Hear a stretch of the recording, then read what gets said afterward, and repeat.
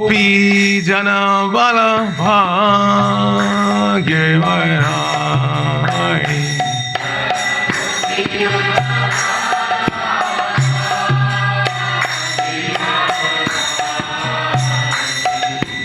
Gopi Jana Vallabha Giridhari.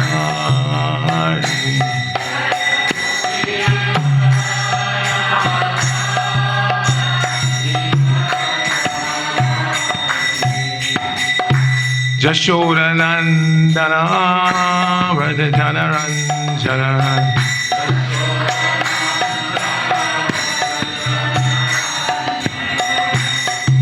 Jashoda Nandana Vrajajana Ranjana.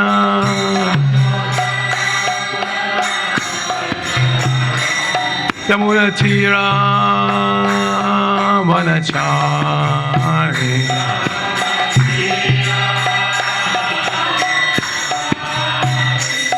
Jamuna Tira Vanachari.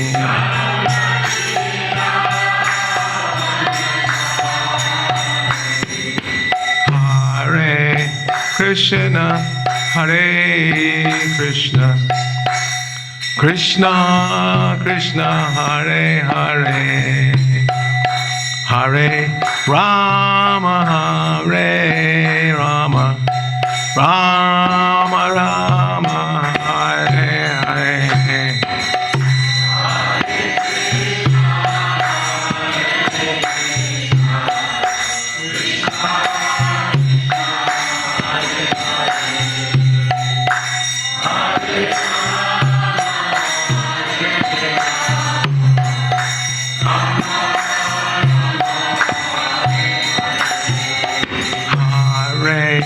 Krishna, Hare Krishna, Krishna Krishna, Hare Hare, Hare Rama, Hare Rama, Rama Rama, Hare Hare.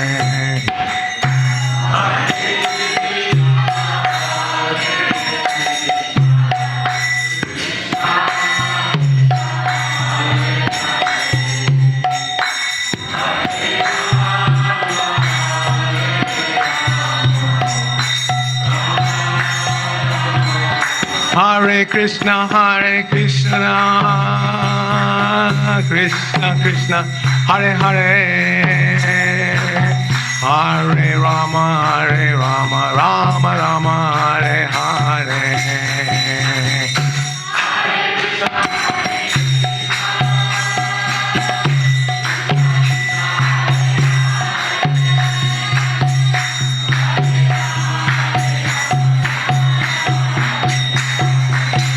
Jaya Radha Govardhani Radha Govardhani Radhe.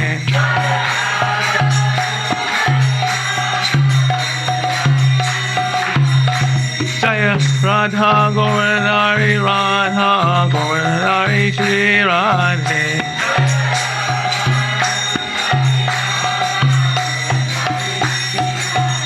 Jaya Krishna Balaram, Jaya Krishna Balaram, Jaya Krishna Balaram, Jaya Krishna Balaram.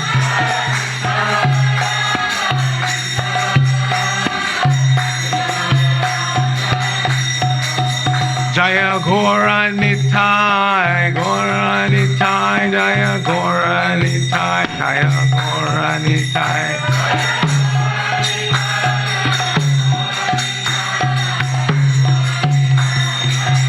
Jaya Jaya Prabhupada, Prabhupada, Prabhupada, Jaya Prabhupada.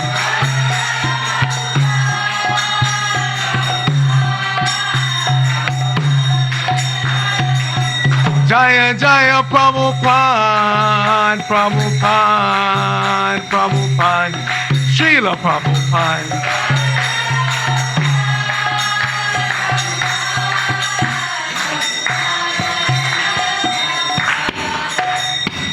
Or Premanandi Haribo, Jaya Om Vishnupad, Paramahansa Padaprajaka Acharya, Chatursa Sri Srimad ISKCON BBT founder Acharya by Grace A.C. Bhaktivedanta Swami Srila Prabhupada Ki Jai.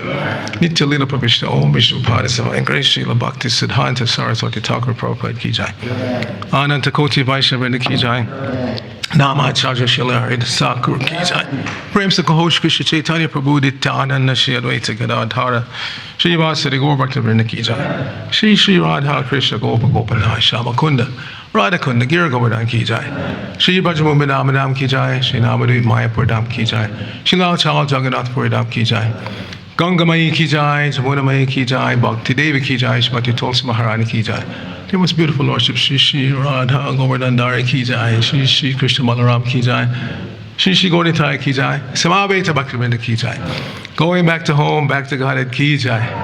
ISKCON New Govardhana Temple Ki Jai. Brihat Madanga Channel Book Distribution Ki Jai. International Food for Life Channel Prasadam Distribution Ki Jai. Shri Harinam Sankirtan Ki Jai. Shri Ekadashi Vrata Ki Jai. All glories to the seven devotees. All glories to the seven devotees. All glories to the seven devotees. All glories to Shri Guru and Gauranga Glory Srila Prabhupada.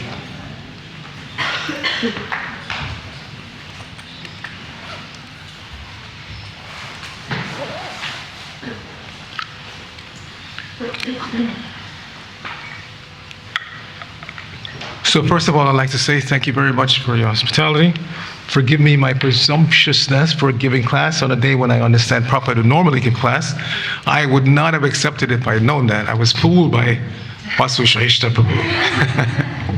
I scheduled the classes in New Dwarka, Los Angeles ISKCON, and I try never to schedule anybody on Prabhupada's scheduled day, which is Sunday. Prabhupada gives class every Sunday. And the temple president, Subhastas, knows that. So whenever he wants to ask me, he comes with folded hands and says, please, Prabhu, so-and-so Swami is coming only for one day. Can you schedule him to give class on Sunday? Yeah, all right. Srila Prabhupada used to ask his disciples to give on his behalf. Hare Krishna. And then I schedule Prabhupada to give class the next day. Narayanam Namaskritya Naram Chaiva Narottamam Deving Saraswatim Vyasam Tato Jayamudirayat. Before reciting the Srimad Bhagavatam, which is our very means of conquest, let us offer respectful obeisances unto the personality of God and Lord Narayan, unto Narayana Rishi, the supremest human being, unto Mother Saraswati, the goddess of learning, unto Srila Vyasadeva, the author, and unto Srila Prabhupada, who is a translator, commentator, and our spiritual master. Nashta Prayeshu Bhadreshu Nityam Bhagavata Sevaya Bhagavat Yuttama Shloke Bhaktir Bhavati Naistiki. By regularly attending the Srimad Bhagavatam class and by rendering service unto the pure devotee, all that is troublesome to the heart is almost completely destroyed, and loving devotional service unto the personality of God and His worship with transcendental songs becomes established as an irrevocable fact. Om Namo Bhagavate Vasudevaya. Om Namo Bhagavate Vasudevaya. Om Namo Bhagavate Vasudevaya. So we're continuing our reading from the third canto of the Srimad Bhagavatam, chapter 12, entitled Creation of the Kumaras and Others. Today's text is 42. Savitrang Prajapatyang Cha Brahman Chatta Brihattata Artha Sanchaya Shalina Shiloncha Itivai Grihe Savitrang Prajapatyang Cha Brahman Chatta Prahattata Artha Sanchaya Shalina Shiloncha Itivai Grihe Savitrang Prajapatyang Cha Brahman Chatta Prihattata Artha Sanchaya Shalina Shiloncha Itivai Grihe.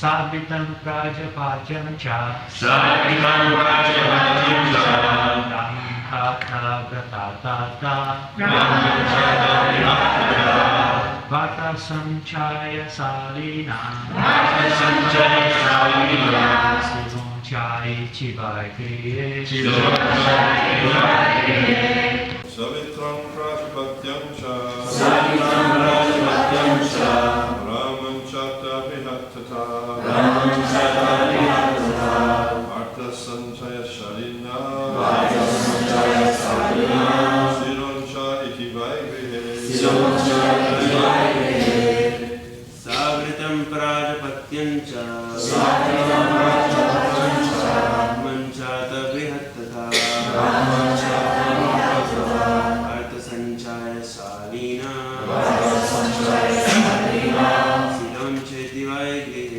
Silon Chai Chivai Kriye Vaishnavis.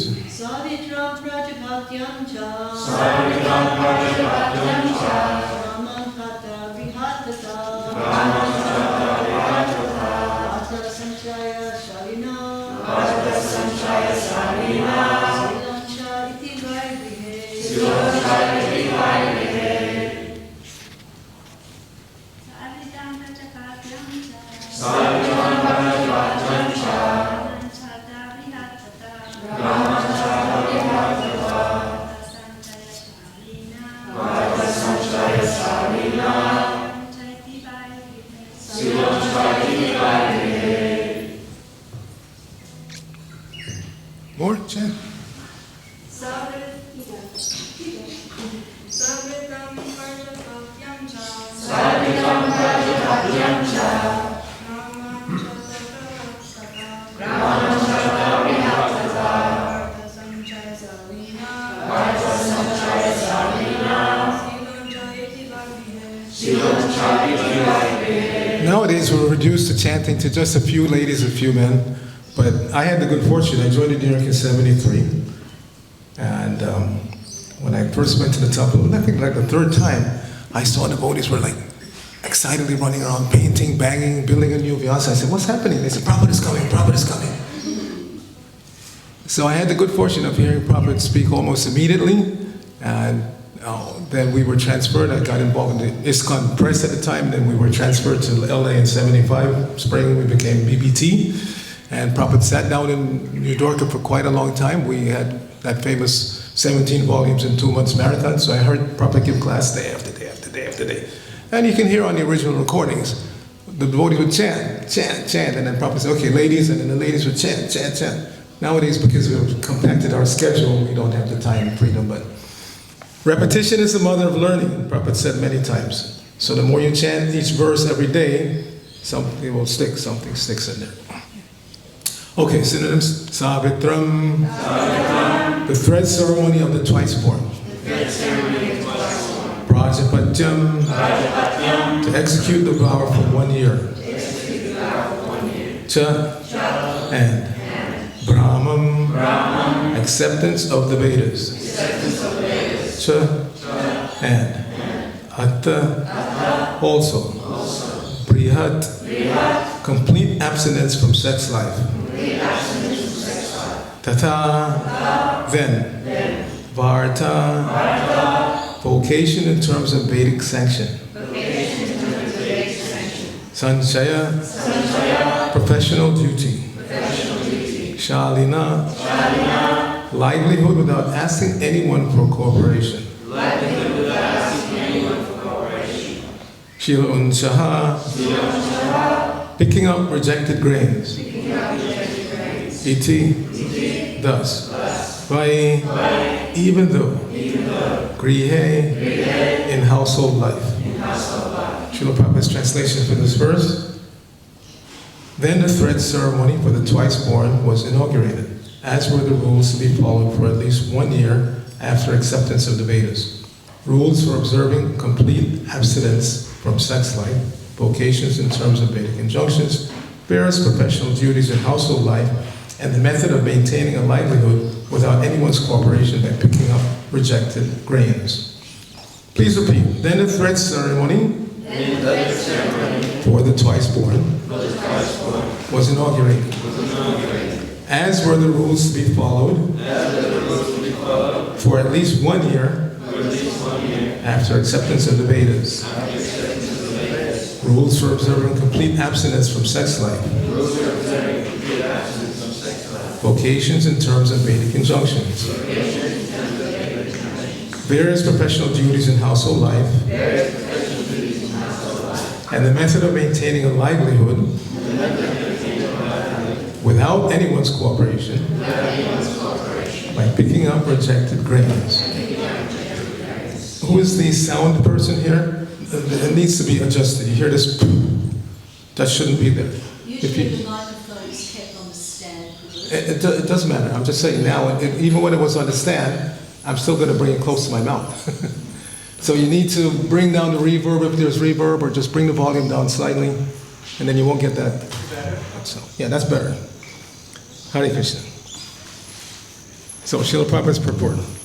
During student life, the brahmacharis were given full instructions about the importance of the human form of life. Thus, the basic education was designed to encourage the student in becoming free from family encumbrances. Only students unable to accept such a vow in life were allowed to go home and marry a suitable wife. Otherwise, the student will remain a permanent brahmachari, observing complete abstinence from sex life for his whole life. It all depended on the quality of the student's training. We had the opportunity to meet an avowed brahmachari in the personality of our spiritual master, Om Vishnupad Sri Srimad Bhaktisiddhanta Goswami Maharaj. Such a great soul is called a Naishtika brahmachari. Nama Om Vishnupadaya Krishna Prishtaya Bhutale Srimate Bhaktivedanta Swaminiti Namane Namaste Saraswati Devi Gauravani Pacharine Nirvashesha Shunyavani Paschati Dushtarine Om Agyana Timirandasya Gyananjana Shalakaya Chakshur Unmulitam Jaina Tasmai Shri Gurave Namaha Shri Chaitanya Manobishtam Shnapitam Jaina Bhutale Swayam Rupa Kadamayam Dadati Swapadantikam Vandayahang Shri Guru Shri Utapadakamalam Shri Gurun Vaishavaksha Shri Rupam Sagajatam Sahagana Ragana Tandutam Tang Sajivam Sadvaitam Savadutam Parijana Saitam Krishna Chaitanya Devam Shri Radha Krishna Padan Sahagana Lalita Shri Vishakanatamscha Hey Krishna Karuna Sindhu Dina Bandho Jagatpate Gopesha Gopika Kanta Radha Kanta Namosate Tapta Kanchana Gorangi Radhe Vrindavaneshwari Vishabhanu Sute Devi Pranamami Hari Pre Vancha Kalpatarubhya Kripa Sindhu Evacha Patitanam Pavanebhyo Aishavebhyo Namo Namaha Jai Shri Krishna Chaitanya Prabhu Nityananda Shri Advaita Gadadhara Shivasati Gaur Bhaktivinoda Hare Krishna Krishna Krishna Hare Hare Hare Rama Rama Rama Hare Hare. So the reason I like to hold a microphone, Mataji, is because then wherever I turn my head, the microphone goes with me. Many speakers, and I know, like I said, I schedule classes, they leave it on the stand, and then they turn around, and then the voice picks up and drops out, and it's, especially nowadays when everything goes out on the internet, you want to keep the sound steady. You don't want to have it falling out. So that's why I hold it. So this theme is obviously prevalent in the Vedic literatures as a whole, and in Srimad Bhagavatam for sure, about the different orders of life and their responsibility. Srila Prabhupada said human life means responsible life. And even above responsible life is dedicated life. And Prabhupada said once, dedicated life means noble life. So people nowadays are very much into genealogy because they're hoping to find that they're related to king somebody or queen somebody. They don't want to know that they're related to Jack the Ripper, you know. So everybody wants to be noble or feel noble. So if you want to be noble, dedicate your life to Krishna consciousness. Dedicated life is noble life. And the beginning of such dedication is the brahmachari, brahmacharini training. But it has to start early. Otherwise, it's very difficult to attain the goal. Myself, I joined in 73 at the age of 21. And most of my peers, including the person I got a book from, His Holiness Devamrita Swami, he was not initiated at that time. He was just a bhakta distributing books. So, if you start at age 21, I know in my own case, I can't say for my God brothers and gods, I was already spoiled rotten. Since puberty, just completely spoiled in every way you can imagine. But I understood my parents clearly. If I just maintained good grades in school, which I did, they didn't interfere in my life. But at that age, at age 21, when you're already spoiled rotten, it's hard to become a brahmachari. Brahmachari life starts at 5. Komaram acharya pragyo dharmam bhagavatam iha. Durlabam manasam janma tadapya juvam artadam. This is Prahlad Maharaj speaking. At age 5 himself, he knew. Komaram, at this age, 5, this is when the training in Bhagavad Dharma should start. And that begins in relation to this topic with seeing every woman as mother, which a 5-year-old boy has no problem doing, because there's no question of love interest.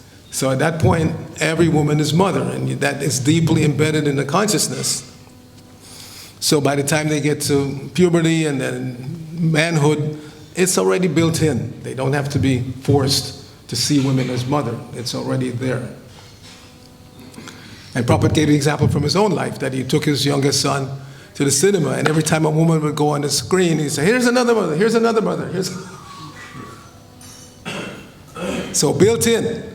So we can't be surprised in our society or in the society at large when young men have difficulty maintaining vows of abstinence, because they make those vows when they're already completely rotten. It's very difficult when your consciousness is already steeped in chasing women or running after men. If you're a woman, it's very difficult to get out of that consciousness. It takes many years to purify the consciousness. So for our ISKCON brahmacharis, I always put them on the spot in this regard. If you want to be a brahmachari, the definition of brahmacharya is given in the 6th chapter of the Bhagavad Gita. There's a double verse, 13 and 14, in which Prabhupada quotes Yajnavalkya, a verse from Yajnavalkya that defines brahmacharya life. Brahmacharis must know this verse. Karmana manasa vacha sarvabhastasu sarvada sarvatra maitana tyaga brahmacharya prachakshase. So anybody who's wearing saffron or living in the brahmacharini ashram, this is the goal. Karmana means by work, your activities. Manasa, in your thinking process. Vacha, by your speech. Sarvabhastasu sarvada sarvatra. In all places, at all times, under all circumstances, no connection to sex life. Maitana tyaga. Brahmacharya prachakshase. If you can do that, then you're called a brahmachari. But like I said, it's very difficult if you start at age 21, 25, and you're already completely steeped in, sinful life. It's very difficult. However, the effort has to be made, because the social order begins in brahmachari life, brahmacharini life. In our case, Prabhupada gave that concession. Sometimes our ISKCON brahmacharis they think that they're higher than the grihasthas, and at least on the same level as, and even that I'm not so sure. They think like that. But no, brahmachari life means the basement, the start, the foundation. So if we don't make an effort to produce good brahmacharis, then we can never have good grihasthas. In the beginning, of course, Prabhupada was starting from scratch, so somebody would have trouble maintaining brahmachari. All right, get him married. If he can't maintain brahmachari vows, he's going to have a hard time maintaining grihastha vows. It's obvious. But that's what happened. And then later on, when such not so good grihasthas, some or other became sannyasis, then we can't be surprised when. So in the beginning, there was no other choice. Starting from scratch. But now, 50 years down the road, the effort has to be there to produce Pakka brahmacharis. Maybe not Naistika brahmachari like Bhaktisiddhanta Saraswati Thakur, but at least Pakka brahmacharis who can maintain their vows. In New Dwarka, I know Savas, when somebody wants to join the brahmachari ashram, they have to make a promise to maintain brahmachari life for minimum 2 years. And then after that, if you get through that level, now you have to make another vow. You're going to go for 5 years, if you're going to go for 10 years. Like that, you have to make a promise. But our culture, Western culture especially, even India nowadays, is vows. Okay, so I broke the vow, so what? Nobody takes it very seriously. Nobody takes it very seriously. And then we're surprised when we have problems at every step of the way. So dedicated life means taking vows and sticking to them. And again, the foundation is brahmachari life, brahmacharini life. So it's very encouraging. I hear that you have a training program where they start out being properly indoctrinated, and then they have to make a vow to go to the brahmacharya, brahmacharini ashram. This is the way it should be. I'm not sure if you're starting at age 5. You do have a nice school here yesterday. My longtime friend is Jagani Bas Prabhu, the disciple of Jayapataka Maharaj. He's lived in the LA community he lived there for 18 years. He was in charge of the restaurant, and he was the head cook. And he has 4 daughters, 3 of whom live in this community. Bhakti, Radha, and Lakshmi. So Bhakti's traveling, so Radha and Lakshmi, I knew them since they were babies. They took me around and gave me a tour of the school. They're both teachers there. And it's very encouraging, very impressive to see the structure you have, and it's expanding, they're building more like that. But even more than the physical infrastructure is the curriculum. What are they being taught? So Prabhupada said the children have to be taught from the very beginning how to be clean. Prabhupada said cleanliness is next to godliness. He said the mouth is the dirtiest part. So every time you touch your mouth, you should wash your hands. They have to be taught this from beginning years. And he said, even if there is no soap, water is by nature antiseptic. And it actually cleared up something that was in my mind for many years. Many years ago, one of my good friends in the membership, LA membership community, very well-to-do family, they make clothing in India and China, and then they sell to big stores in America, Nordstrom's, Macy's, like that. But I'm very good friends with the patriarch of the family. So when his mother passed away, he invited me to come to India for the final rites. So it was a huge entourage going from Delhi up to Hardwar, where the ceremony was done. So while we're in Hardwar, sitting at the fire pit, just beginning the ceremony, I turn around and I see a mother walking down the street with her infant child, and then the child stops and takes care of nature, and with her own hands she cleans them with just the water from a pipe there, and then they move on and butter. I'm thinking, man, this is not so clean. Where's the soap? And then when I heard Prabhupada say this, he said, water is by nature antiseptic. Nice if you have soap and disinfectants and all this stuff, but water is by nature antiseptic, Prabhupada said. So the children have to be taught, first of all, to be clean, and then how to be obedient. Prabhupada said in the beginning, the mothers especially, you can't discipline a 2-year-old very heavily, they have to kind of do their thing. But when they get to 5, Komar, at that level, they have to accept discipline. And that's what Gurukula is meant for. Brahmachari Gurukula Vasanda Gurur Hitam. The Brahmachari, now when we have Brahmacharinis, are sent to this Gurukula to be trained in discipline. Prabhupada said there's no question of disciple if there's no discipline. So being a disciple, those who are not yet initiated, take it seriously. You're vowing to allow yourself to be disciplined by this spiritual guide, your spiritual master. That's what it means. If you don't want to accept discipline, then don't become somebody's disciple. Then it becomes just a disturbance.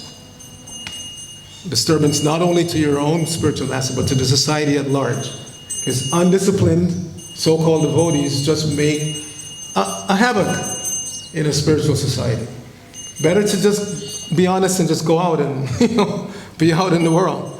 That's where undisciplined life is encouraged. It's not just accepted, it's encouraged. Do your own thing, man. Why you have to? My father told me that when I joined. I just finished my 3rd year of civil engineering curriculum. Walking down the street, I saw this brahmachari at a table. It was Dave Amerton. Actually, I thought he had originally been initiated. All these years I was thinking like that. But he invited me to go to the Recharge Festival in Otaki. So we were talking, and he said, no, I wasn't even initiated yet. I was still a bhakta when you bought that book for me. So, undisciplined life out there.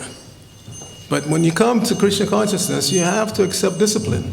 Sometimes even those of us who have been on the path for a long time forget that it's a path of surrender. It's not a path of doing your own thing. It's a path of surrender. One comes to the spiritual master to be taught first and foremost how to think properly. How to think properly. Everybody out there is thinking improperly. They're an illusion, so you don't see things clearly. And if you can't see things clearly, you can't think about them clearly. So the duty of the spiritual master is to teach the disciples how to think properly. Thinking leads to feeling, leads to willing, leads to action. So if one is taught how to think properly, one will develop proper feelings, and then one will will oneself to act properly. So this is the beginning of discipline, is yama niyama. What to do, what not to do.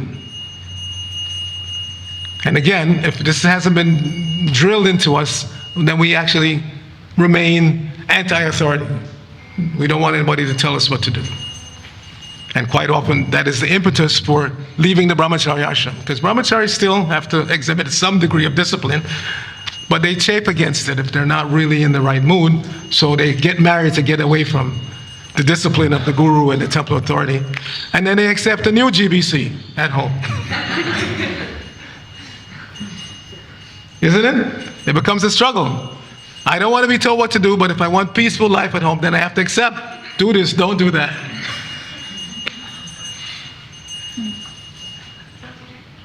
So it begins with, why are we on this path? If we take to the path of bhakti, or any other spiritual path, for the right reason, then things fall into place nicely.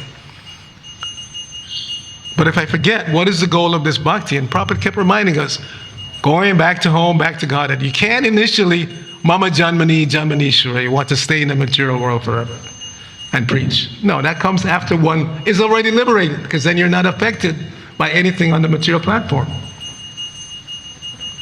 But if we're still on the material platform, then we have to have that as our goal. Going back to home, back to Godhead, ki jai. Going back to home, back to Godhead, ki jai. Do we want to get out of this crazy place or not? Such a crazy, terrible place. In a normal year, I would usually go to Europe like 3 times, go to India. Dr. Marge asked me to start going to South America, so I've been to Peru a couple of times. But one of my trips to Europe would be to the Bhakti Sangama festival in Ukraine. I started going in 2015, and I would go every year after that. And then COVID hit, and then the invasion came. So I took this invasion very, very personally, because I know devotees in all of those countries. I've been to all of the countries around there. Russia, Belarus, Poland, Ukraine, all of these countries in that area. And such nice devotees, wonderful devotees in that area. And then this invasion comes along. So I bring this up. It's unfortunately, it's still in the news, because it's a prime example of how material acquisitions will never satisfy us. The chief protagonist, the chief attacker, is supposedly the most wealthy person on this planet. They estimate a minimum of about 40 billion, that's billion with a B, not M, 40 billion up to as much as $200 billion this person is worth. And still has to attack his neighbor. You see? So material acquisitions will never satisfy us. We should know that. The spirit soul can never be happy with any position or any amount of acquisition in the material world. It's not possible. So we have to just forget about that. I'm not chasing after the phantasmagoria of getting this and getting that, getting one car, getting another car, getting this house, getting a bigger house. Or even if you're on that path, don't forget Krishna. I heard Gopal Krishna Maharaj, he's such a wonderful preacher, once when I was living in the Potomac Temple, because I don't know if you know the history of that temple. That entire area, we say the Washington, D.C., but it's not. It's about 45 minutes away from D.C. And that entire area was pristine farm country. And then gradually, they started selling parcels to have houses built. And lo and behold, most of those million-dollar mansions were owned by Indians. So Gopal Krishna Maharaj said, look, I know you guys when you first came to America. You were living 5 together in a 2-bedroom apartment. And then you started making more money. You bought a small house and you bought a bigger house. Now you're living in a $1 million mansion. Why do you think Christians should stay in just a little shack? Every time you buy a house, at least think we should improve Christian situation. You see? We're Christian servants. So we want to see our master living in luxury, not myself living in. And some or other of Christians giving you the opportunity to live in luxury, then hey, upgrade Christian to a more luxurious position. Krishna gives us that opportunity. It's not that he wants anything from us or needs anything. What he wants from us is our hearts. That's what he wants, and that's what we hold on to the tightest. And that's why it states in the first canto that that heart, when we're chanting Hare Krishna, that heart that doesn't allow the occupant of the heart, the soul, to experience ecstasy when chanting Hare Krishna, that means that heart is steel-framed. It's a steel-framed heart. So we have to make the effort to break those steel shackles so we can start to experience the ecstasy of chanting Hare Krishna. Because the process, the means, the goal is chanting. The process is chanting Hare Krishna, and the means to get to the goal is chanting Hare Krishna, and the goal is to chant Hare Krishna. So purely, that even when Krishna in his personal form appears, just like Madhavendra Puri, he was sitting down chanting Hare Krishna, Krishna Krishna, Hare Hare, Hare Rama, Rama Rama, Hare. And Krishna came as his coward boy, in his coward boy form, and said, "What kind of austerity are you performing? Why don't you beg some food to eat?" In our village, nobody goes hungry. He didn't recognize. He was so absorbed in chanting Hare Krishna, he didn't recognize this is Krishna. So that's how much we can get ecstasy out of this chanting of Hare Krishna. And Krishna in his personal form comes that we don't recognize. Of course, that's Krishna's Yoga Maya. You see? He was just wondering, this beautiful cowherd boy, where did he come from? It took a while for him to realize he's dealing with the object of his chanting. Hare Krishna. So, this perfection on this path begins again with this basis, this foundation of brahmachari life. So those who are in the brahmachari ashram, take it very seriously. Brahmachari life means two things, basically, Prabhupada pointed out to us. Study the scriptures and do whatever the spiritual master asks you to do. That's brahmachari life in a nutshell. No, as Prabhupada said here, no encumbrances of family life. Completely absent. You don't have to answer to anybody on that level. Just the spiritual master. Whatever the spiritual master tells you to do, you should do. Nowadays we are challenged because we think, well, I have my basic psychophysical nature, and why don't they employ me according to that? And the vision is not proper. And no, that is the challenge of surrendering. It's not that everything's going to be nice and hunky-dory and then, no, that's not surrender. When the police go out to arrest some fugitive, he doesn't dictate to the police under what circumstances I'm going to surrender and what my jail cells would look like and the color and the... No! Surrender means you surrender and you do whatever the authorities tell you to do. So especially in the brahmachari ashram, that has to be beaten into the head. Whatever the spiritual master tells you to do, that's what you do. You may think, well, a new preaching opportunity has opened up over there and I want to do that. But if the spiritual master doesn't agree, you don't do it. That's discipline. That's surrender. Once while I was traveling in Europe, I was having lunch with one of my godbrothers who's a guru. I'm not, don't want to be, but he's one of the initiating gurus in ISKCON. And he was complaining to me, he said, my disciples, they're always bothering me. Guru Maharaj, can I leave this temple and go to that temple? Can I leave that temple and go to this temple? He said, they don't realize wherever they go, their minds go with them. And that's where the problem starts.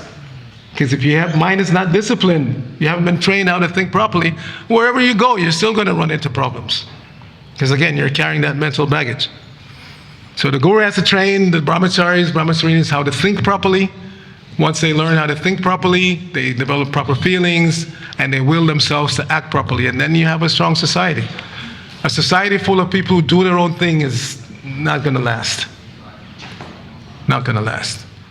And that's why Prabhupada told Satsuru Maharaj once, Satsuru Maharaj wrote to him and said he was preaching on a college campus. And he told him his plan of how he presents the philosophy. And Prabhupada said, very, very nice. Very, very nice. So you're preaching in the university. He said, I want this because if we go on expanding unlimitedly amongst the common people, our movement will fall apart. Our future leaders are going to come from the intelligent class. So Prabhupada demonstrated that. He knew how to preach to mass by going out on the streets, chanting Hare Krishna, attracting so many people on the street. But he also knew how to preach to class. So many prime ministers and big-time CEOs, like this Sumati Maharaj who bought his ticket to go to America. Prabhupada could preach to both ends, the people on the street and the classy people. So in ISKCON, we have to remember that. And you have to have always the intention of preaching to mass and to class. Now, preaching to class doesn't mean kowtowing to them. Bhaktisiddhanta Maharaj said, don't flatter rich people to get money. Just preach. And if Krishna wants to inspire them to give, they will give. So we don't, preaching to class doesn't mean, you know. Yes, to a certain degree. Dante Vidai, it is Prabodhananda Saraswati says, preaching means you approach somebody with a straw in your street and you flatter them. Hey, Sadhava, you're such a great sadhu. But kick out everything that you think you know and let me tell you about Lord Chaitanya's mercy. So yes, we have to be sensitive and culturally correct, but we don't preach to classic people just to get their money. They are suffering just like everybody else, just like this guy invading his neighbor. Worth 40 billion to 200 billion, but so disturbed mentally that he has to attack. Can't live peacefully. All right, so thank you again for your kind hospitality.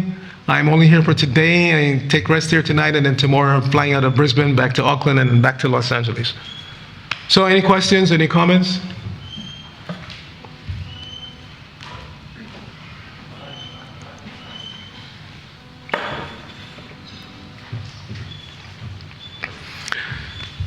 Yes, Ram Prasad Prabhu. So far, our attempts at establishing laboratories in young age haven't been so successful, it seems. Can you comment? Yes, it's part of the growing pains of ISKCON. Prabhupada started from scratch with nothing, dealing with people, for the most part, who had no idea what to speak of intention of surrendering to Krishna. And out of that, he molded an international society, which is now, fortunately, thankfully, survived his departure and has expanded. And I know, I always tell devotees when I go to local communities and they're complaining about this and that, I said, you know what, go travel around ISKCON. You'll see that ISKCON is not just your local community and the little problems that you're having here. Go travel. By Prabhupada's mercy, it has expanded and keeps expanding. But in the beginning, those first few years and the first generation of devotees, there was a lot of trouble, obviously. You're starting from scratch. Doesn't mean you should give up. Just like there was so much trouble in the beginning in deity worship. We didn't give up on deity worship. So just because there was trouble in the initial Gurukulas doesn't mean that you should give up. Part of the problem was parents gave up their responsibility.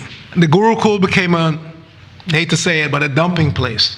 I could leave my child there and not even think about it, just go do my thing and whatever. Maybe once in a while, check in. But that's not how it should be.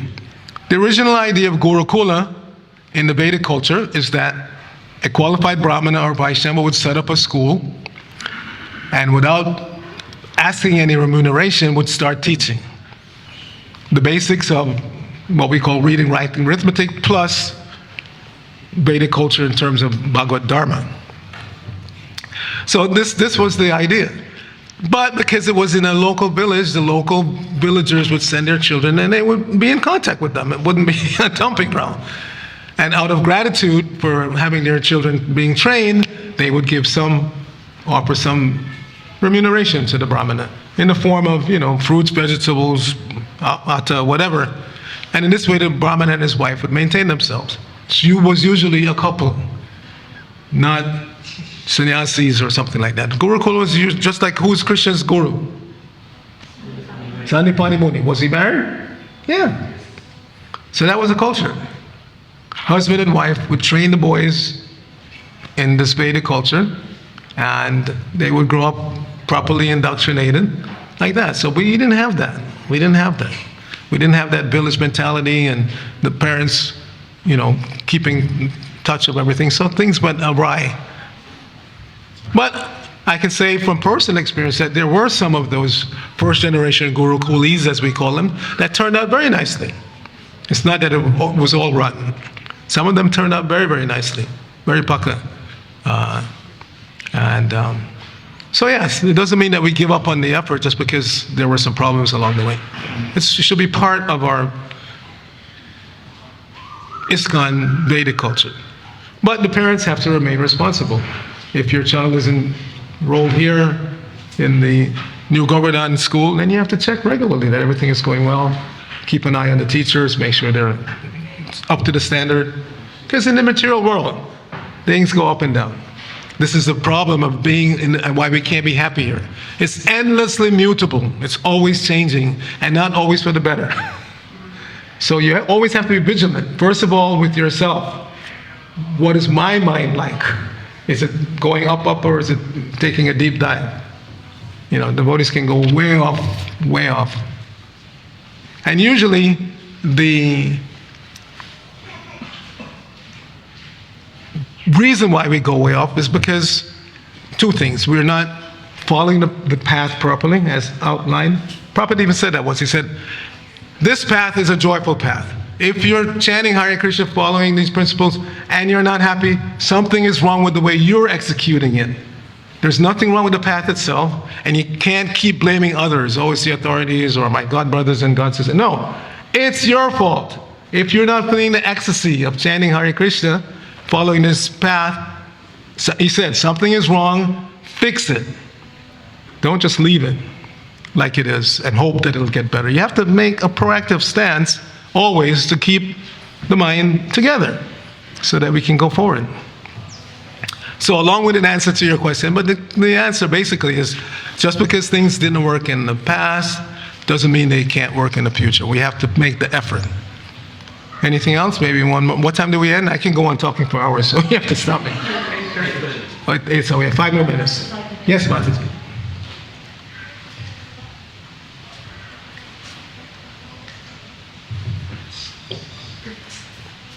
Thank you very much for this class, Prabhu. It's very enlightening. How are you? I just wanted to make a point. Obviously, the parents use the Gurukul as a dumping ground. Some, I didn't say all of them, yeah, but some I know for sure. Qualify that as one of those parents Yeah. who sent their children to the Gurukul, because Prabhupada wanted us to send our children to the Gurukul. And I have to say, and all of the parents I know who sent their children to the Gurukul was because they understood that Prabhupada had said, you must send your children to the Gurukul. If you know, as a responsible parent, your duty is to make your child Krishna conscious.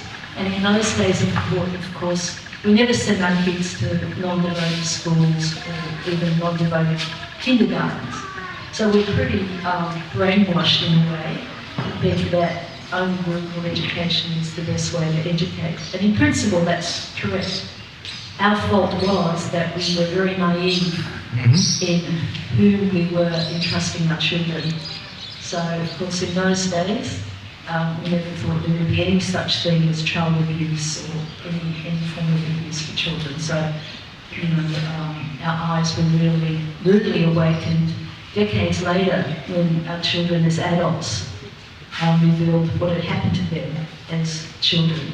But it's certainly, I'm glad you said some. I only heard parents use it as a dumping ground because it was the most austere thing that I personally have ever done, and something that caused a great deal of pain to me personally. And I know many of my god sisters who felt the same way. So I just wanted to make Yes, it was an emergency period.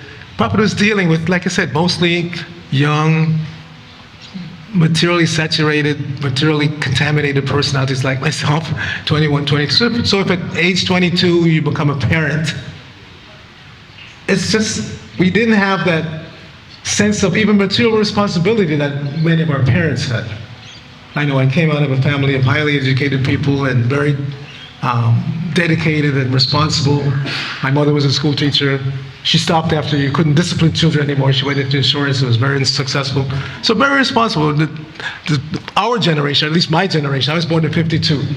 Most of us in the 60s, we were not into being responsible at all. We just wanted to have fun. You see? So even materially, we would have failed. I know many of my peers, including family members, highly educated, but they got so attached to intoxication. One of my cousins died in his 30s from heroin addiction. And his brother, I never go that way, but later on, he was so addicted to alcohol, he had diabetes. So like that, everybody has some problems.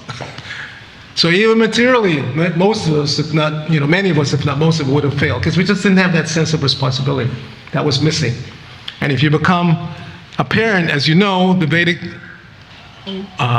injunction is na mochayet yak samupeta mrityum.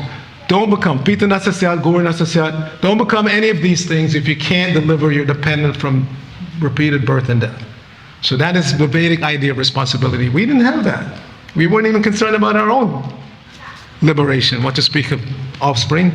So superficially we were following Prabhupada, but I know again for myself, deep down we were just not ready. And that was one of the root causes of the problems that we had. Because if our eyes had been open, we're coming out of the society where that kind of problem exists, it's rampant in material society. All around the world, not just in America where I joined, but all around the world.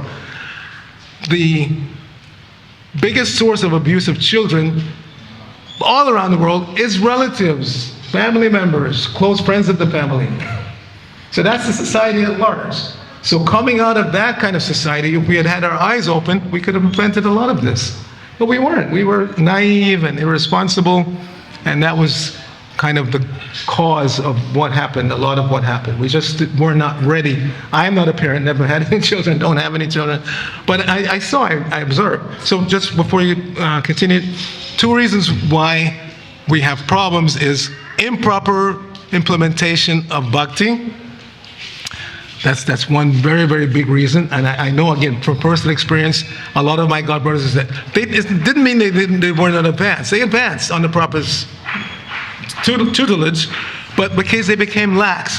One especially, I remember I used to chant japa with him in the morning and be like, Hare Krishna, Hare Krishna, hey Prabhu, da da da da da, Hare Krishna, Hare Krishna, da da da da, just like that. He was the #1 japa terrorist in New York. So I always advise devotees, avoid japa terrorists at all costs if you want to chant good rounds. If you want to chant good rounds, stay away from these kind of chanters. Hare Krishna, Hare Krishna. Hey, do you remember when such and such and such? Hare Krishna, Krishna. I wonder what they're going to cook for lunch today. Hare Krishna, Hare Krishna. That's not japa. That's not japa. And if you don't chant proper japa, you don't have the spiritual strength to keep going properly. And Maya will inevitably entice us, because that's her job. Okay, Mataji, you wanted to add something else? Okay. Hare Krishna. Anyway, it's 8:30. Srimad Bhagavatam ki jai.